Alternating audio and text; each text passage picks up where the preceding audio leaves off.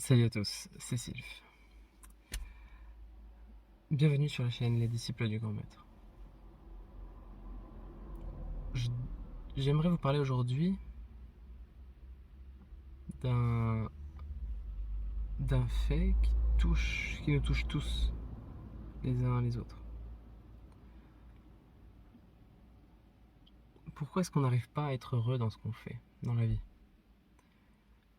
Pourquoi ne peut-on pas, n'apprécions-nous pas les actes que nous faisons? Pourquoi, lorsqu'un tel va faire la vaisselle, il va se sentir heureux de le faire, il va être joyeux de le faire, et un autre va détester ça plus que tout? Il y a une espèce d'irrégularité qu'on a construite dans les êtres humains, qui s'est construite avec le temps et à laquelle on ferait mieux de mettre un terme. Cette irrégularité, c'est la suivante.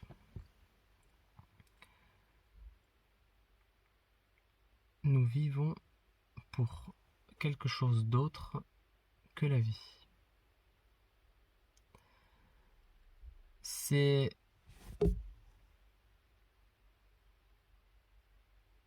une grande erreur de l'être humain et elle a lieu dès le plus jeune âge. Un enfant, mettons, qui vient de naître ou plus tard, quelques années plus tard, il va pleurer, on va lui dire « Ah, ne pleure pas, ne pleure pas ». Ah oui, d'accord, ok. Ne pleure pas, ça fait du bruit, c'est pas bien, j'aime pas ça, etc., etc. Oui, sauf que pleurer est une réponse naturelle à un état de souffrance, notamment lié à une douleur, généralement. Donc, un enfant qui a mal, il a un exutoire. Cet exutoire, c'est le fait de pleurer. Pourquoi est-ce qu'on essaye, en tant que parent, de lui enlever ce qui va lui permettre de sortir cette douleur? Ne trouvez-vous pas d'une grande cruauté le fait qu'on puisse, comme ça, enfermer un enfant dans sa douleur? Ça veut dire, tu as mal, et en plus, tu vas garder cette douleur en toi. T'as pas le droit de la sortir. Parce que c'est ça, le fait de pleurer. Quand tu pleures, c'est pour sortir quelque chose. Tu pleures pour sortir euh, une grande douleur qui a lieu en toi. Elle peut être émotionnelle. Moi-même qui sors d'un long couple, une douleur émotionnelle, ben purée, vaut mieux pleurer. Vaut mieux pas le garder pour ça. C'est trop cruel en fait de faire ça. Tu dois faire ci, tu dois faire ça. Tu dois jouer du piano. Tu dois apprendre le solfège. Tu dois avoir de bonnes notes.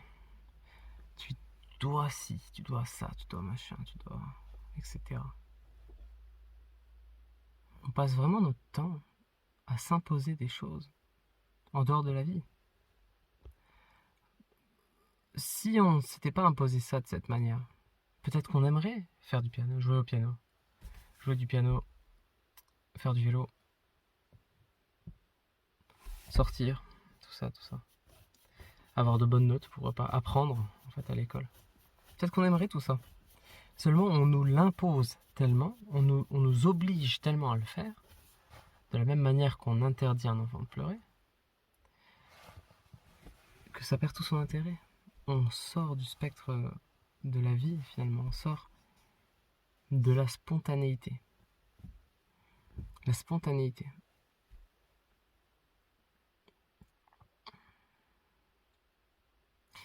La clé de la vie, hein, vraiment la clé pour s'amuser, hein, pour revivre complètement tout, c'est faire des choses, faire les choses de manière spontanée.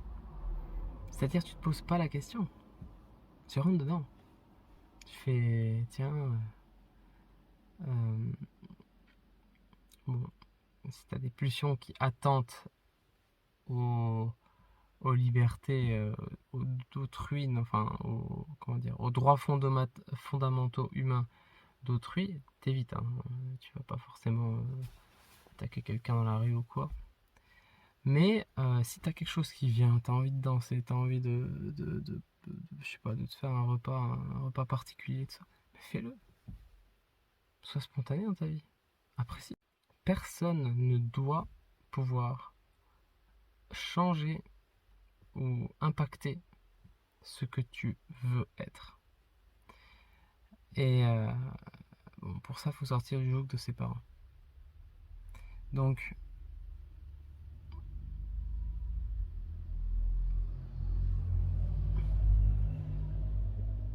à ça, j'ai envie de dire, pourquoi parler de ça? Et bien simplement pour pouvoir retrouver l'état de flow, l'état de flow qui rend la vie tellement plus intense. C'est-à-dire, tu es dans le moment, tu es dans l'instant, et les choses se passent et tu interagis en simultané avec la vie. C'est-à-dire, t'arrêtes de penser, de prévoir, de chercher, etc. Tu rentres dans l'action. Tu deviens le moteur de l'action, le début et la fin de l'action. Tu deviens le mouvement qui a lieu dans l'action et en même temps celui qui apprécie le mouvement et l'action en question. Voilà, plus tu feras ça dans ta vie, plus tu te rapprocheras de cette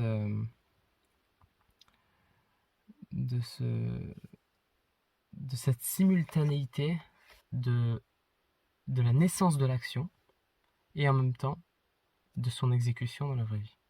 Et ça, c'est l'instant présent. Et ça, c'est la délivrance, mes amis. Bonne journée, bonne vie, à bientôt.